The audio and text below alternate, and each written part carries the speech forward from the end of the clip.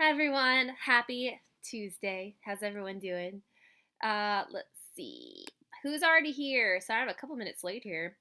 Um, I'm happy to see Anastasia, Mark, Mimi, Robert. Hey guys, how you doing? What have you guys been up to today? Did you have work today? Did you watch a scary movie today? I had work. So I did have off yesterday. I hope some of you did as well. And that day I really needed that day. Yesterday, I felt like I finally sort of got my life together, or just did some things that I need to do. I got some extra sleep, and it was really, really great. So I really was grateful for that. And then today I went back to work, and it was all good. It was all good. Um, Hello Larry, hello Rise Above, Graveyard Go Go, Ashley. Oh my God, you all are here. Good job. Something I just remember that I should do that. I try to put it up like half an hour before, but we just always forget things. We, as in me, the collective, the collective myself. And I am gonna throw up the stream on Twitter just in case anyone is on there and realizes that I'm streaming because it's happening right now. So let's see. We are about. Oh, and hello, Ollie. What's up? We are. This is our third found footage film of January, and next week is going to be our last one. So. I'm really excited, or I was really delighted, I will say, to rewatch today's film, which is, of course, Paranormal Activity, because I had not seen it. I don't know if I've ever seen it more than once. I saw it like very early on, and I remember it being so terrifying to me, even before. Oh, wait, let me write this. Come join us for horror movie club, literally right now. And send tweet. Okay. But I remember even more than just watching the movie was watching the previews about Paranormal Activity. Particularly, I remember they used the gimmick of the crowd reaction in the theater. So it was like the green, what's it called? Oh, like a night cam where it's like green, and the audience just be like, "Wah!" like screaming.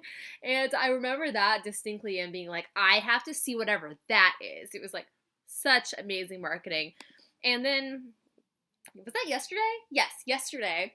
When I rewatched this, I was shocked that I really remembered basically everything. Like, weirdly enough, I felt like I remembered almost everything that happened in the movie, like shot for shot, which I don't normally experience. Like, I am like in one ear out the other kind of person, to be so real with you.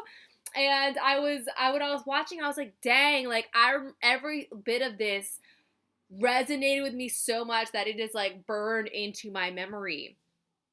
Okay, I do want to hop in the chat for a second, and I want to say thank you, Mimi, for mentioning my PG-13 horror video. I'm gonna do a part 2 tomorrow, which I'm excited about. It'll probably be I assume late-ish tomorrow, unclear. But I'm excited to do a part 2 for it because I don't know why I was just so fascinated by like the idea of PG-13 horror and how it became such a trend. Not that this is that. This is a rated R movie that we're talking about today. And I do want to say thank you to Ashneer. I hope I'm saying that correctly. Thank you for saying I'm one of your favorite YouTubers. That really means a lot to me. Because I'm just on here doing whatever, I don't know, trying to talk about spooky stuff. So I'm really glad that you're here and watching. Hello, Dark Angel. Nice to see you. I hope I didn't miss anybody here. Ben's here. Hi, Ben. I do want to read Ben's comment here. Interesting. So Ben said, I remember seeing it for the first time on a date on a Tuesday afternoon. It's a casual afternoon date for Ben. And it being in an empty theater and thinking it was boring. Interesting. And then, sorry, I'm continuing on. And then I went with friends on the weekend, and it was crowded with people, and people were screaming. A much better experience. Yes, I definitely think that this movie greatly benefits from watching it with a group of people. in a different, so, oh, and hello, Darren. Nice to see you. Glad you're here. Um, in a different way than I felt like, so Blair Witch Project, which is what we talked about last week, I feel like something about that movie is like more terrifying when you're watching it alone. And I don't know why that is. This is a personal opinion. Maybe other people don't feel this way. But something about, for me, like watching that movie in isolation in my room felt more terrifying. And I do think that there is something about paranormal activity which really, it really helps to have a group of people, because the shocking stuff that happens and like the bits um, that feel just so terrifying, and you're really sitting in a lot of really tense moments, which we're going to talk through the movie in a minute here, make it so that when you're sitting with a group of people, it's like, it is the arm grabber. Is it a like, are you seeing what I'm seeing kind of movie? Because you're also seeing things on a different timeline than the characters are seeing them, which is also an interesting thing. Versus in Blair Witch, you're seeing everything as the characters see them, because they are the ones filming, and in Paranormal Activity, they do a lot of filming while the characters are asleep. So we're going to get into all that. But I really enjoyed it on the rewatch. I had a great time watching it. And yeah, so I really enjoy what people are doing in the chat right now, which is saying like where they were and when they saw this movie, because this feels like such an important horror movie. Like, I know Blair Witch came first, but something about Paranormal Activity, first of all, it's the movie that started Blumhouse. We'll get into that as well. It really spun off, like, I think an important section of horror that we're even still seeing today. So I think that's really cool. But yes, let me know where you were, and the situation around how you saw this movie for the first time. Did you see it in theaters? Did you see it at home? Did you see it recently? Did you see it years ago? All those things. I want to know. Okay, time to pull out the dandy notebook. This has been my notebook for all note-taking purposes for my videos, the podcast, live streams, and I'm just loving it. It is obviously handbook for the recently deceased, and Lauren got this for me for my birthday, and I'm fully using it every single day. So thank you, Lauren. Okay, so where are you? Okay, so the first thing that one thing that I had forgotten about is the fact that when the movie starts, it just starts.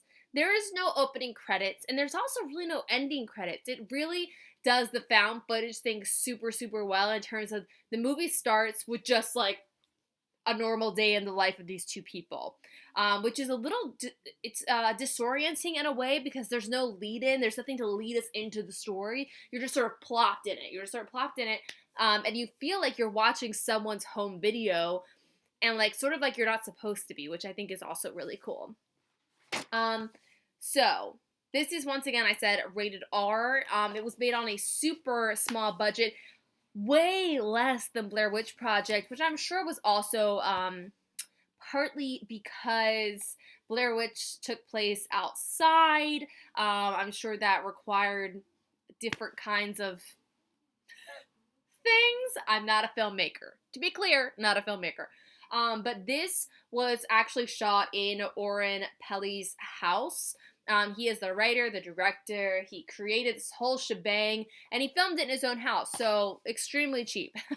The budget came in at $15,000. Literally, like, what? Like, that is so cheap. And I think he initially was trying to do it for $10,000. And if you know anything about movie budgets, it is just freaking, that is nothing. That is like one actor's salary on like a normal movie. Less than that. I don't even know. Once again, not a filmmaker. But I will also note for you that Paramount, or how should I track this for you guys? Okay. I will start with this.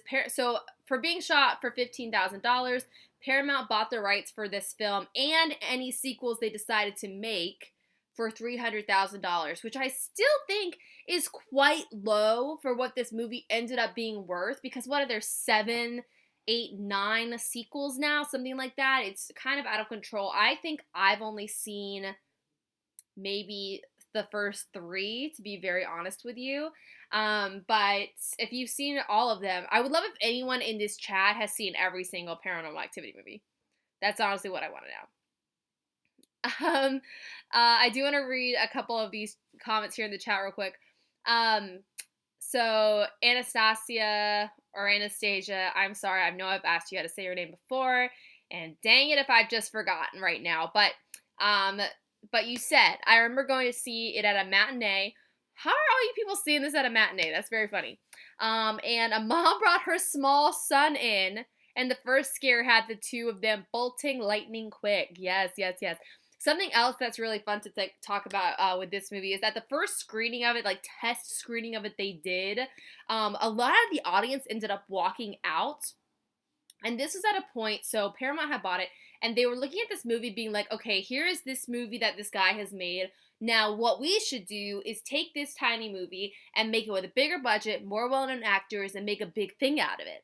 And so, but they were like, okay, let's wait. Let's do a test screening. Let's see how it goes. And in the test screening, people walking out, and they were like, see, they hate it.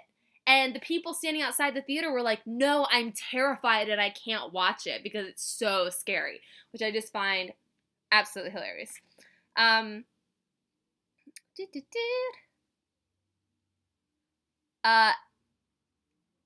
Ashnir says, the movie was boring, but I saw it by myself. So I get it. Maybe this really is a movie that you need to watch with a group of people, which I think that those movies, those types of horror movies definitely exist. Sorry, I'm just scrolling down. Oh wait, I just missed someone. Okay, Robert saw it opening weekend. Very cool, with a packed theater.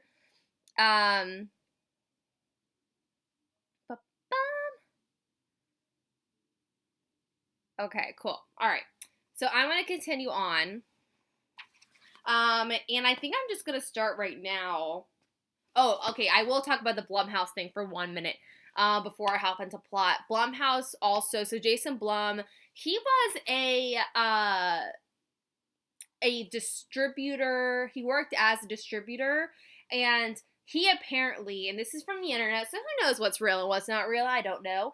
But apparently he actually had initially passed on the Blair Witch Project. Okay, so that was years before. He had passed on Blair Witch Project and then saw how well it did and how much money it made for the budget. And so when this movie came across his desk, he was like, oh no, if this is anything like Blair Witch, for the small budget, it can make a lot of money. And boy, was he right. And this is really the movie that kind of got Blumhouse going. And the profits of Paranormal Activity made them able to make more and more low budget, high reward horror films, which I just think is cool. Okay, so let's go ahead into some plot here. Somebody already said in the chat, but I'm just going to repeat it. Micah, right? I just forgot how to say his name. He is totally annoying. Okay, so annoying. We can all say it. We know it.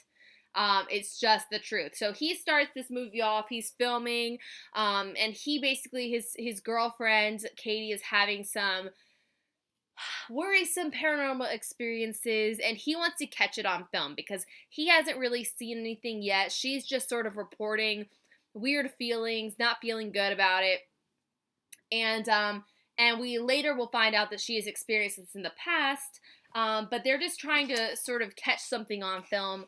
He wants to see if it's real, and they want to see what's going on, you know? And so pretty early on, they actually invite a psychic over, and he comes over, and we're going to see him again later. And it turns out that Katie has had this experience before with some sort of entity that has been following her around. And so we quickly understand that it is not the house they are in that is haunted. It is Katie that is haunted, if you will. Or something is attached to Katie or following her around, versus a typical haunted house movie. So attached to the person instead of the house.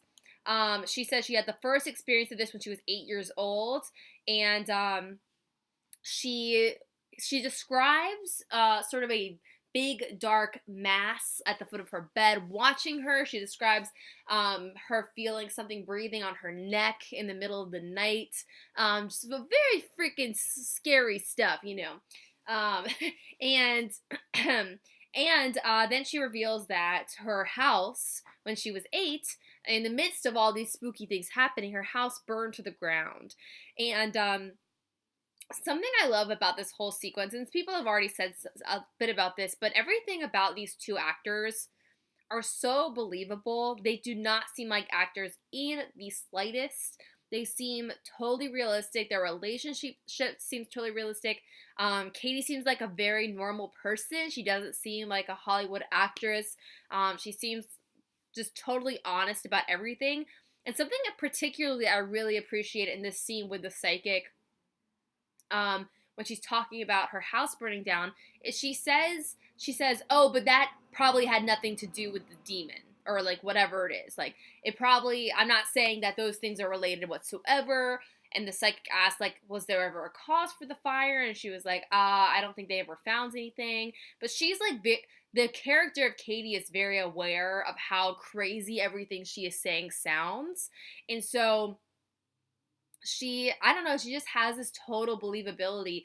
And there's also this thing of like someone that has been dealing with this throughout their lives, where this is like, I think maybe the fourth time that this has come up in her life, which is pretty wild. And then the other thing, which Ollie just brought up, is that they're so good with their dialogue. So this was, script-wise, done very similarly to Blair Witch Project, where Oren just sort of gave them scenarios, and all the dialogue was just sort of improv around those scenarios and around like the beats that they needed to hit for the story. And I think that they did such an excellent job with all this. Like, it seems so realistic. Okay. So Mika's trying to communicate. He starts doing things that, as anyone that is a little bit scared of the paranormal knows not to do. He's sort of calling out the entity, being like, hey, are you there? Like, he's trying to get a rise out of it. He's trying to like get it to expose himself or itself. And he goes to the extent of even buying a Ouija board and bringing it home. And the reaction, even before, sorry, I will say this, before we get to the Ouija board, I do want to mention that, as I said earlier, they are doing the thing where they're filming at nighttime. So, and this is, the parts that I remember being so terrifying on the first watch, and totally enjoyable on the second watch, because you sort of know what's coming. But the nighttime sequences of the sleeping always were the scariest. For a couple of reasons.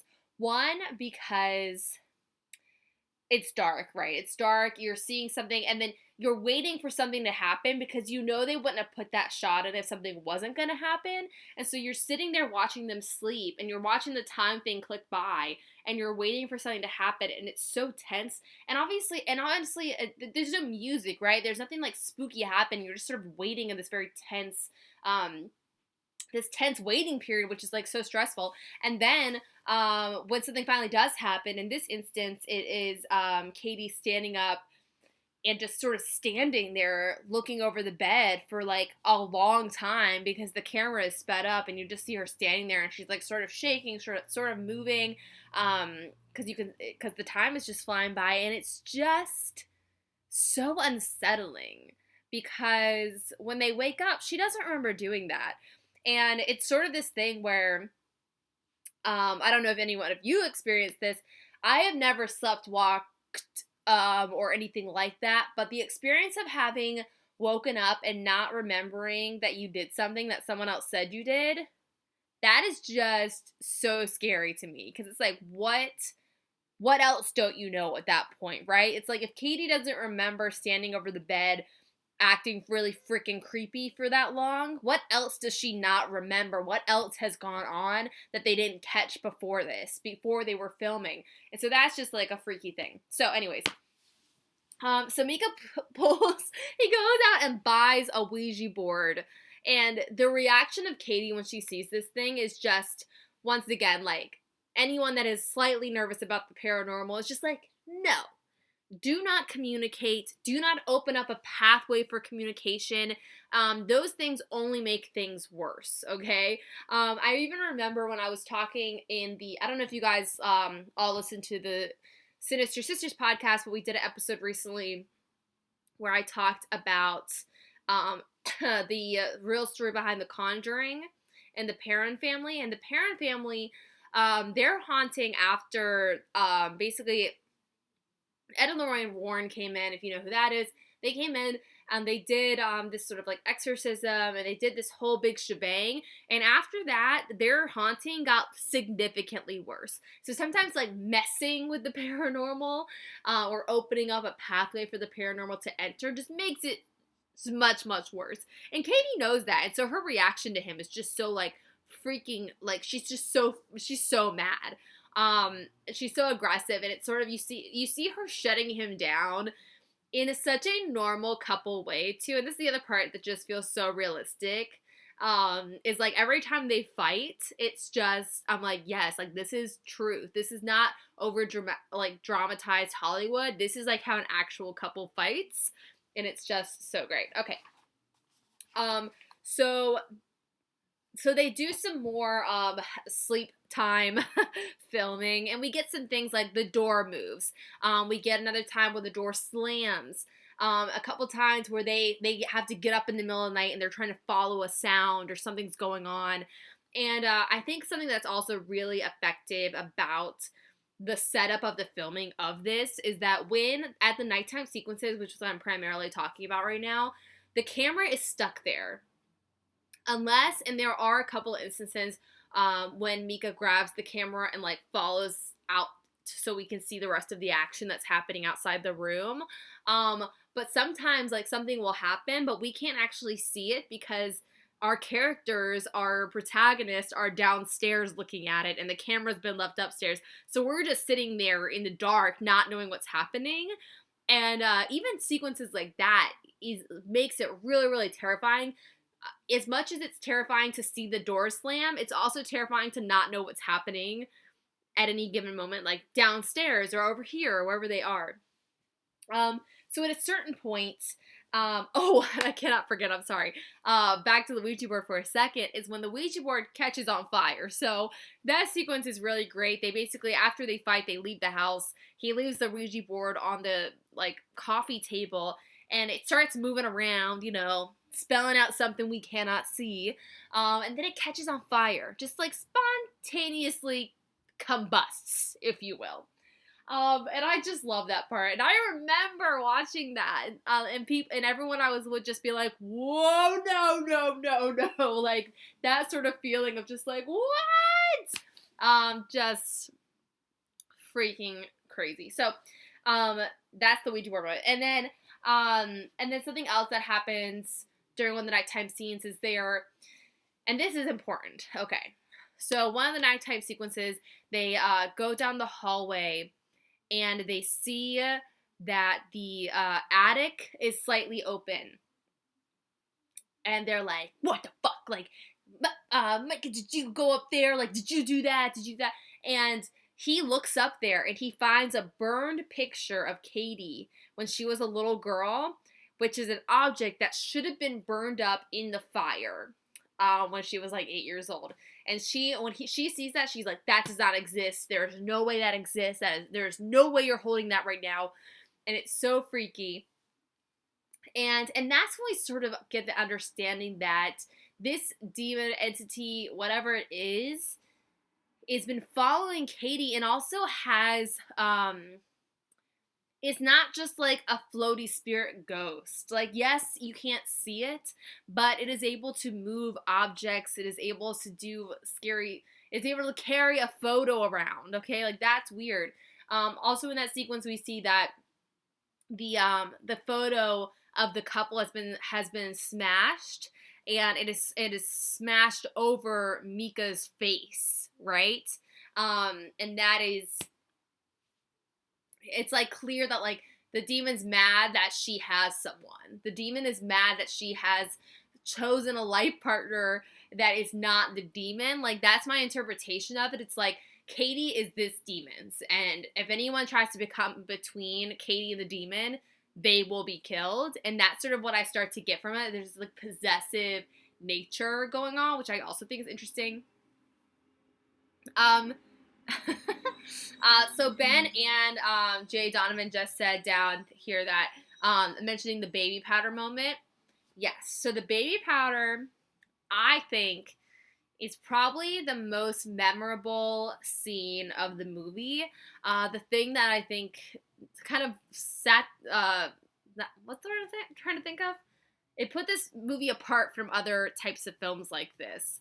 And so basically, they put that on this baby powder to see, because they hear footsteps, they hear these things, they know something's moving through the house, but they can't see it. And so they put down this baby powder, and when they wake up, they see, as Jay Donovan put, invisible dinosaur. You see these like very like, I don't want to say demon because that's too generic. It's not like hooves. It's like little dinosaur feet.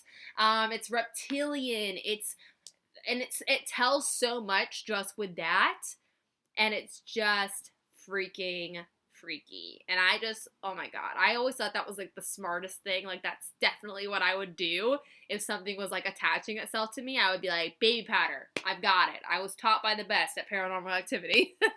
But that section is just so great. Oh yeah, and then, okay, so she tries to get in contact with someone else that's gonna help her. I can't remember, it's like a demonologist or something like that. She can't get in touch with him or her, and so she calls the psychic back. Okay, so this is one of my favorite scenes because I find it really, really funny, honestly. The psychic comes in, and he gets in the doorway, and he's like, no, oh no, it does not like that I'm here. I have to leave. I have to go. And she's like, no, I really need your help, because things at this point have gotten bad. And he's like, no, I understand. I'm going to help you, but I have to leave. I have to go. It's mad I'm here. I have to go. And she's like, oh my God, like, I am in desperate need of help, please. And like the night before, she hadn't slept all night. And like the psychic, which is like seemingly the only person that she can reach out to that can come and help her, can't even walk in the house. And it's just, in that moment, it sort of feels like, okay, hope is sort of lost here, right? But it's an excellent scene. And then which someone else just mentioned, I saw Mark, is we have the sheets and the bed pull. Okay, so in one of the nighttime cams, we see the sheet sort of moving around. It's sort of like blowing up, and then eventually Katie's leg gets pulled, and she is pulled down the entire hallway. And the screaming that she makes, this actress is amazing. The screaming that she makes when she's being pulled away, like the entire sequence of like her not realizing what's happening to being onto the floor, not really realizing what's happening, and then starts screaming for help, is totally terrifying. Like, one of my favorite parts. It's so freaking good. Manhammer just said, I saw this in 2009 in theaters with the girlfriend at the time. The first 20 minutes or so, we were like, what the fuck, is this a joke? I just spent money on this. The preceding hour, I was scared shitless. I can totally get that. Oh, and Jay Donovan said they apparently did shoot a scene with a demonologist, but they didn't end up using that scene. Interesting. I wonder why that is. Okay. So, oh, and then also after she gets pulled down the hallway, there's revealed there's a big, like, basically a bite mark on her leg, where something had, like, attached itself, and it looks like a bite mark. And it's very, very scary. And at this point, Katie sort of, like, the light goes away from her eyes, if you know what I mean.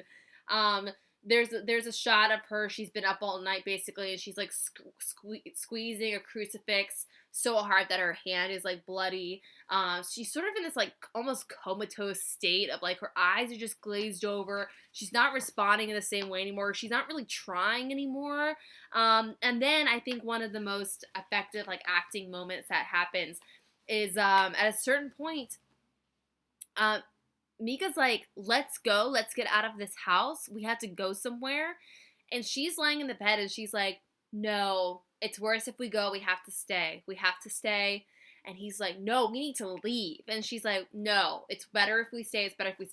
And as soon as he leaves the shot, and he leaves the room, you just see this like little bit of a smile on her face, and that's when it's like clear. It's like, oh no. It's like we're rounding towards the end now. We're rounding the corner. Katie is now with the demon. The demon is with Katie. They have fallen for each other in whatever way that is. And you can see she is no longer the Katie that we have known the rest of the movie. And then, so from that moment, we already know, like, shit's hit the fan. And now we could talk a little bit about the end. And there were multiple endings shot. There was also one ending that was never shot that I'm going to tell you about because I think it's really interesting. But I think the initial ending they had, actually, I'm not going to try to say which one was the first one because I don't know. There's one ending where the ending that we have today is that she goes downstairs willingly. She walks downstairs. She starts screaming bloody murder for Mika. He runs downstairs. Then it's silent. We hear something coming up the stairs. And then all of a sudden, Mika's body is thrown like it's nothing at the camera. And we see that Katie is bloody. She has probably stabbed him, unclear. She comes towards the camera, and she's got the super spooky smile, and it's like she comes at the camera, and the movie's over. So we have that version. There was another version where the police actually came to the house and trying to figure out what happened. That version was lost. There was another version where she was supposed to cut her own throat at the camera after she had killed Mika, and I'm sure that one was taken out because of sequel potentials and all those sort of things. And then the version that was never used, which I think is interesting, is that he would be thrown, and then Katie would take the camera itself and beat Mika to death with the camera. And so the shot that we're looking at, we are the camera, right? And we are going in and down and down and down, bashing in Mika. And I thought that would have been really, really interesting if they had figured out how to do it. They never ended up shooting it because they said it was just too difficult and they didn't know how to do it. And remember, like, this was shot on literally, like, a home video camera. Like, there is not big freaking equipment. They did this for the most bare bones humanly possible, and they just couldn't figure out how to do it well enough to make it work, so they ended up not doing it. But I think that would have been fascinating, and I'm trying to think, like, has that been used in another found footage movie? If anyone can think of one, I would love to know about it, where the camera itself is the weapon, and so your point of view is like you are the one killing the thing because you are in the character's hand. If anyone can think of a found footage movie that's done that, I would love to know. I'm trying to also remember. So Ben is mentioning right now that he loves seeing why she was screaming in the sequels. And I'm trying to remember if I know why she was screaming. I know that's probably a spoiler for people, so maybe you don't have to say it. But I do need to go back. There is a couple of things. There's a couple of franchises I really need to, like, go back and look at the sequels of. One, I really need to go back and watch the rest of the Insidious films because I talked about Insidious in the PG-13 horror movie video, and I was talking to someone in the comments about the sequels, and I was just like, and they were really selling it to me, and I was like, you know what? I need to go back. I need to watch the sequels. I'm curious now. And I feel similarly about Paranormal Activity because whereas the first one, I truly remembered, like, shot for shot everything that happened because it was, like, it was, like, burned in my memory. The sequels, I don't feel that way. Like, I do remember, like, certain things, like, it's either the second or the third that has the baby crib, and, like, I remember, like, sort of things happening, but I don't remember exact. And then from, 4 on, like, I have no idea. Like, is it different stories completely? Is it totally different characters? I literally have no idea. No idea. So, but it's also hard. It's like, how am I going to watch every horror movie that was ever made? How are we going to do it? I don't know. Okay, let me see. Yeah?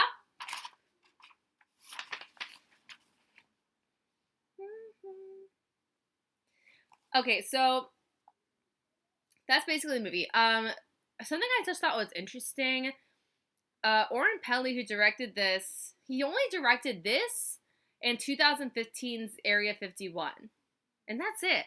He's produced a lot of movies, um, but he hasn't really directed anything else, and I really wonder why that is, because he got representation right after this movie, like the screener was going around, he was snatched up, and I wonder if like there were more opportunities for him to continue working as a director, and I wonder if he just didn't want to, and he wanted to stay on the producing side, or I'm curious about that. I don't know why it is, but it's interesting. Um, Something else on here that I thought was fun is that so all the nighttime scenes, most of them, the timestamps are between 2 and 3:30 a.m. And this is apparently I love to learn things. This is known as dead time, which paranormal researchers say is when spirits, demons, and entities. Oh, sorry, there is a fire truck going by my house and an ambulance. Hold on. Okay, hope everyone's okay. And it's gone. Okay. So between 2 and 3:30 a.m. is when paranormal activity, demon spirits, entities are the most active. Why? I don't know, but that's what I found on the internet. Um, Also, something I like is that Oren also did a lot of modifications to the house in preparation for this movie. I think he like removed carpeting from upstairs so they could achieve things like the baby powder moment. He added railing to the stairs. He did a bunch of things to sort of make his own home work for this movie, which I thought was pretty cool. Um,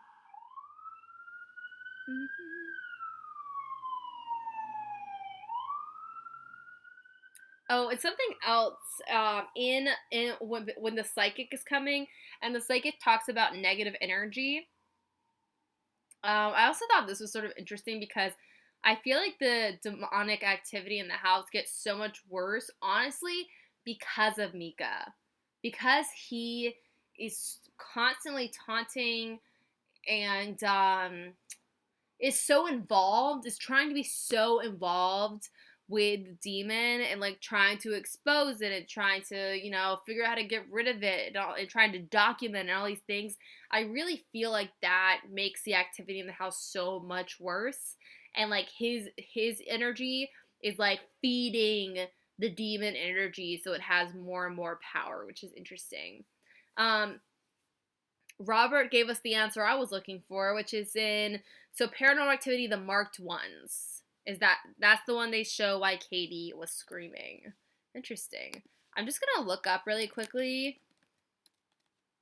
the list of the movies so I can see if I can remember if I've seen any more. Blah blah blah blah.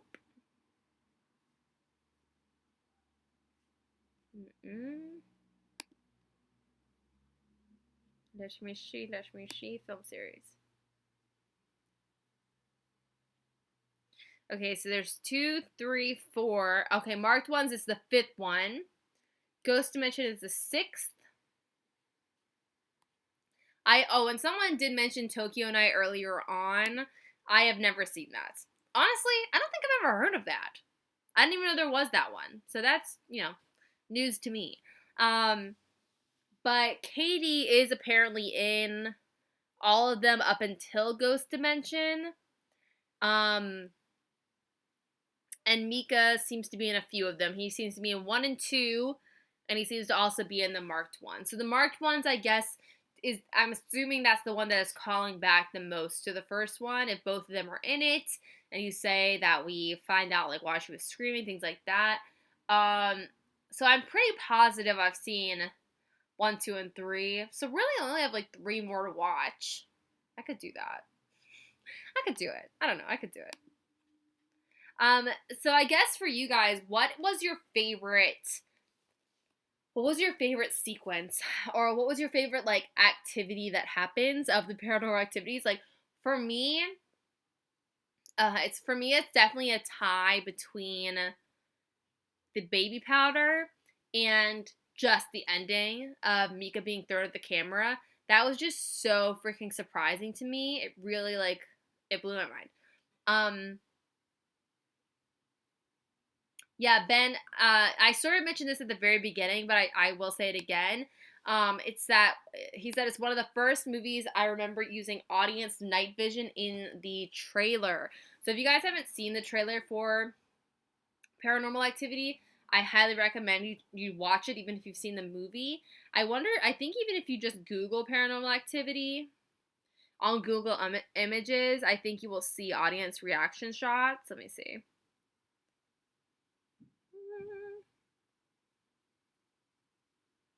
Well, you used to be able to. Hold on. I'll type audience. Yeah, it's like this stuff. Hold on, let me see if you can see me. Can you see that? It's like this stuff. Do you guys remember this stuff from the trailer? Where it was like all these shots of people reacting to the movie, which is just so smart. I just love that so much. Because and it's like a similar thing with some of the tools that the movie uses for scares, where it's like I can't see what they're looking at, and because I can't see what's scaring them, it's even more scary to me. It's like their fear for what they're seeing makes me more scared of what they're seeing, even though I don't know what they're seeing, which is just it's interesting. I don't know. That's interesting. All right, let's see what you guys are saying. Strange Monkey. Hey, what's going on? Glad you're here. Said the demon's growl was disturbing. Man Harry says kitchen stuff flying. Yes, yeah, that's not the first one, but I know what you're talking about. Mark says sleepwalking scene and the bed drag. The bed drag is really good. I wonder how they did that. I wonder on such a low budget how they did some of this stuff. I'm definitely very curious about that. What if there's an interview somewhere I could check out and see like if they give like some behind the scenes stuff like that.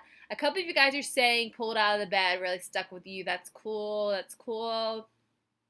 Ollie's saying the ending. Hello, Michael. How are you? How are you? And Death Central. Hello, hello. Hope you are all doing well.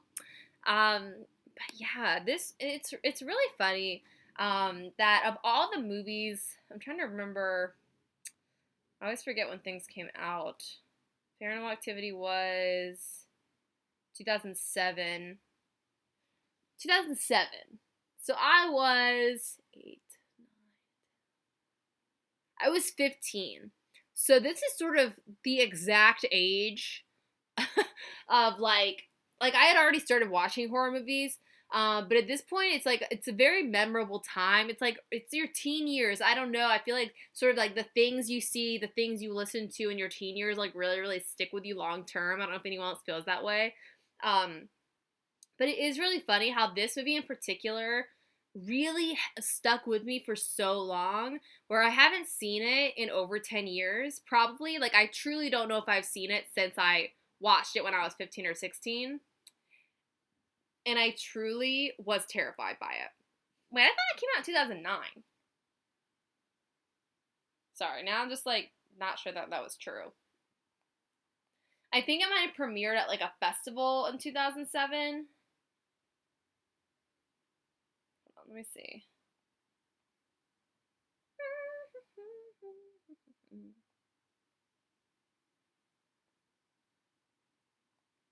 Yeah, I don't think it got a wide release till 2009. Is that true?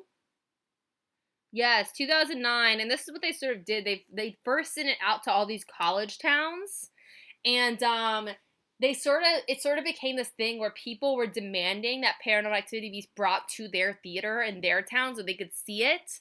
It's and oh, here we go. Yes, Manhammer said originally 2007, major release 2009. Okay, so it's actually I guess 16, 17 in that case. But either way. But they sort of rolled it out to college towns. It started getting like requests, and so it got a wider and wider release as time went on, which is interesting. And then, finally the DVD world got it. But dang, that's a good movie. It's just so amazing. It's just like horror seems like the genre, which is interesting because I feel like a lot of horror sometimes can rely a lot on like special effects and all these things, but it's like I feel like you can do so much with a low budget in horror that you can't always get away with in other genres.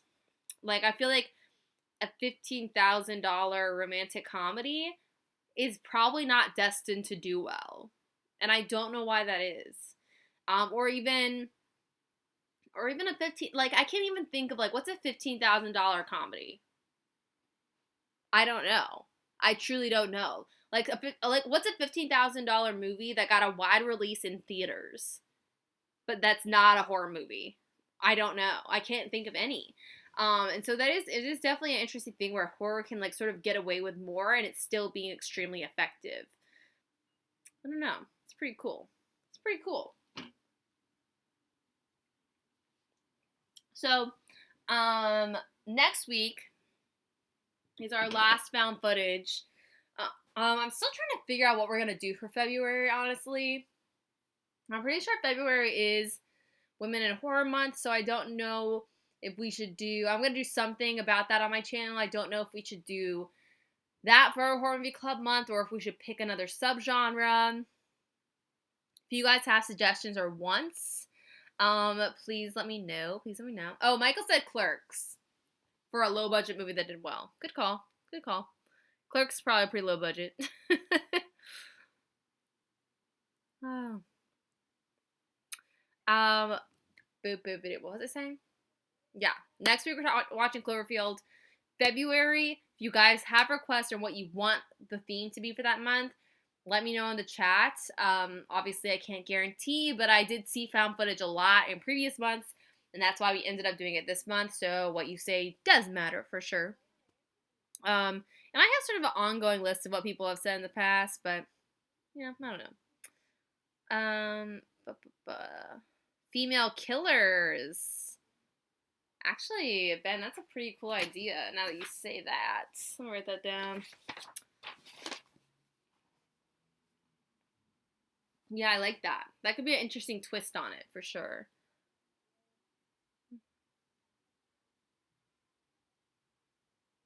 Death Central says I normally don't like those type of ghost movies, but that one was cool for sure. Yeah, it is a really cool one. It's a really cool one. It does a lot. It does a lot. Mark says Final Girl February. That could be interesting. That's good too. That's good too. Yeah, I like these sort of spin-off ideas. Because I feel like I'm already going to do something about, like, female directors and writers, like, sort of on my main videos. So I want Horror Movie Club to be, like, a little bit different. Graveyard of Go-Go likes the female killer idea. Okay, cool. Maybe we'll do female killers. Yeah, I really like that idea. That's cool. Also, fun for me. I don't know if for you guys, but next week's movie Cloverfield, and that is the first. That's the only one this month. Oh, it's not really. I never seen Nori, but I've never seen Cloverfield, so I'm very excited to check that one out for the first time. Also, it's on Netflix. If anybody wants to watch it, it's on Netflix. My mom says, just want to say hi to my sweet Felicia. Sorry, I don't have any suggestions for horror movies. Haha. That's true. My mother does hate horror movies.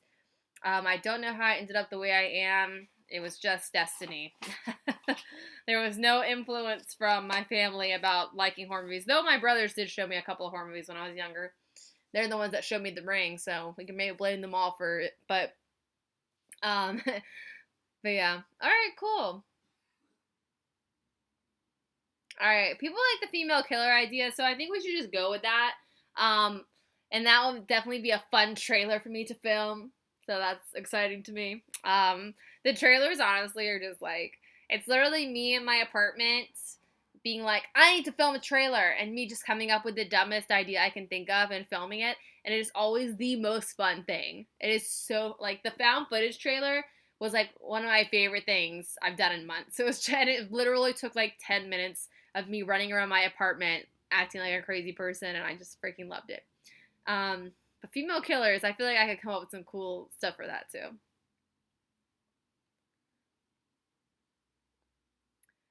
Ange Wish brought up The Nightingale. I think that would count as female killer for sure. The Nightingale is, I did review that on my channel. I understand that it is not unclear.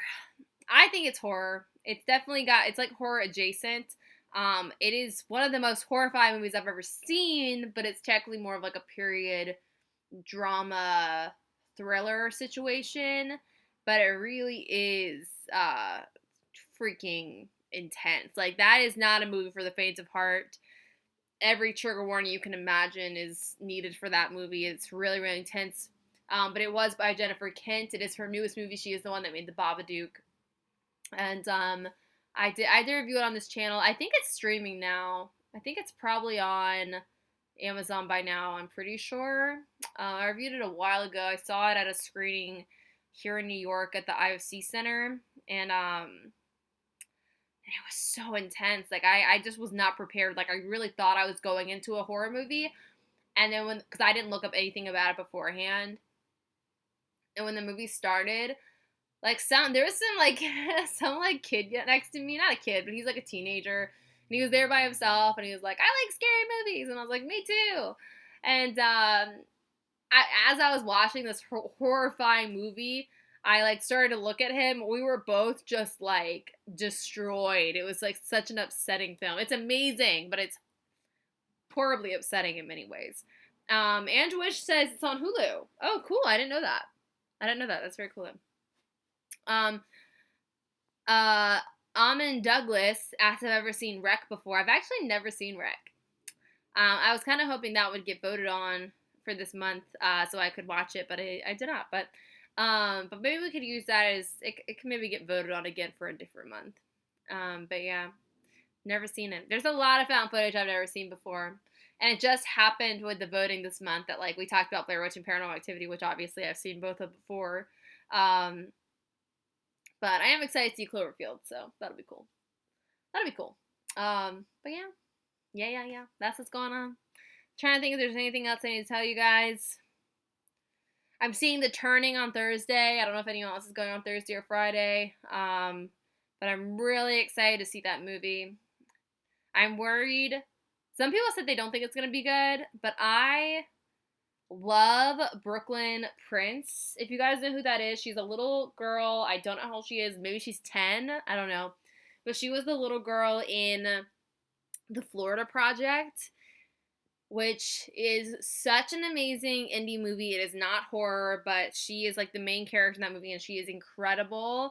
And she's playing the little girl in The Turning, and I just am so excited. Like, yes, I'm excited for Finn Wolfhard as well, but like, I'm really excited to see Brooklyn Prince in a horror movie because I'm like, is she gonna be in horror movies now? It's very exciting for me because I think she is such a little talent. Let's see. Manhammer asked if I've seen the found footage vampire movie Afflicted. No, I've never even heard of a found footage vampire movie. So I will write that one down too. Where is my pen? Let's see.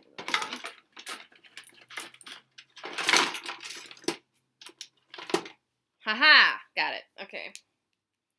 I'm going to write a couple of these down that you guys are saying so I don't forget. Also, hello, Retro Gamer. I don't know if I've seen you here before, but I'm glad you're here. What's going on?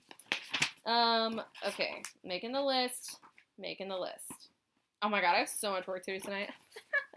Laura and I are recording podcast episodes tomorrow, and I am not ready. Okay. The Afflicted. The Devil's Due. Okay. The Tunnel. Man, you guys are turning it out. Okay, let's see. Alright, we have a vote for Afflicted. Archer Gamer says it's awesome. Ange Wished asked if there is a good slasher found footage movie, so people respond in the chat if you know one. Let's see, what else did I miss on here? I can't remember if I've seen the last Exorcism. I feel like I've seen that. Unless I'm thinking of something else. There's a lot of movies with exorcism in the title, just to be clear. But let me just check on that one.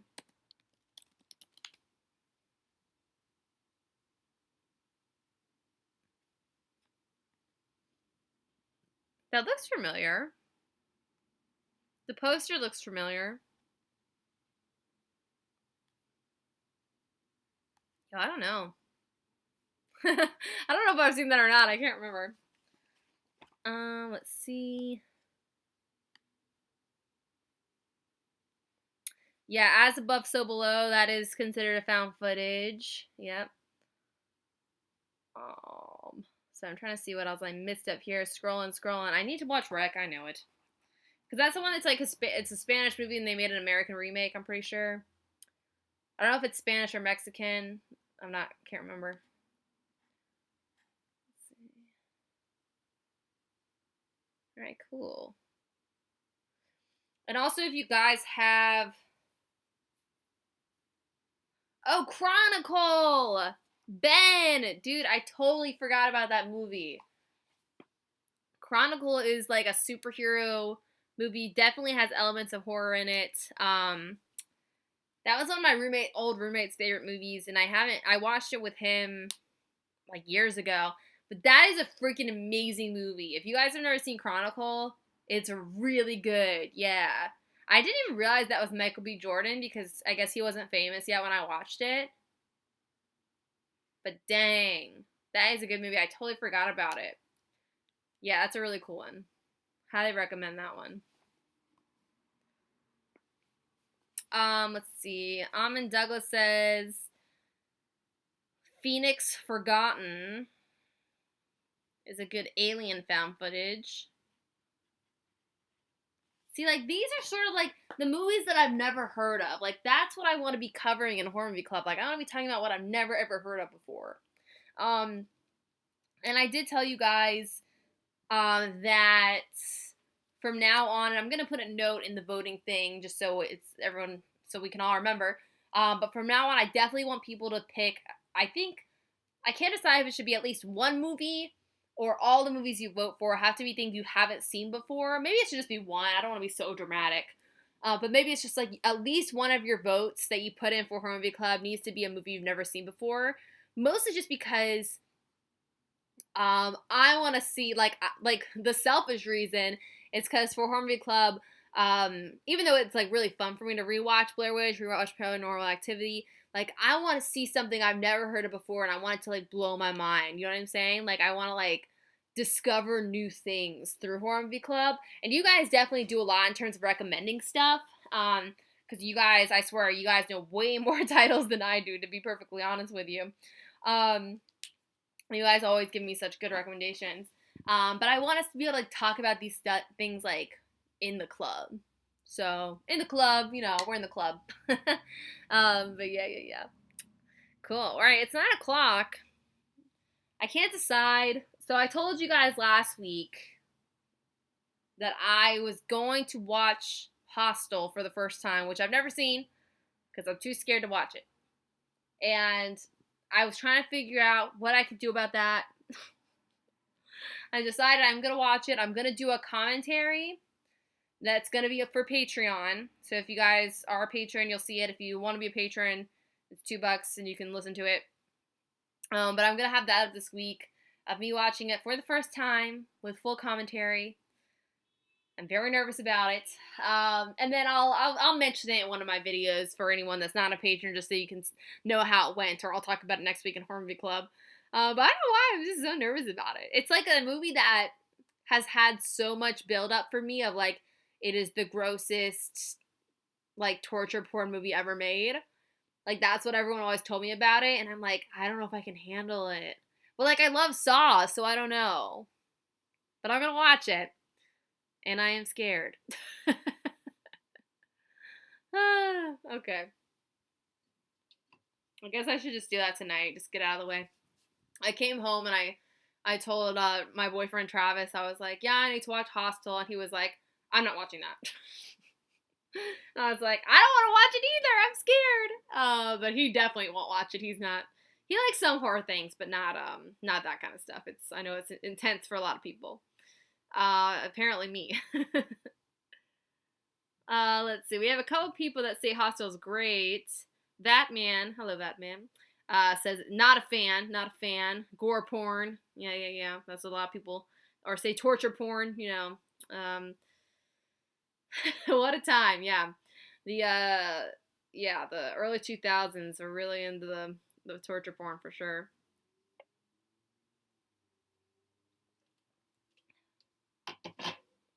All right, y'all. I think that's it. I'm gonna hop off of here. I do want to say thank you all so much for being here. Oh, I almost forgot. Cloverfield next week is going to be at 9 o'clock. Okay? I will post a reminder, but instead of 8 o'clock, it's going to be at 9 o'clock next week. So yeah, just a note.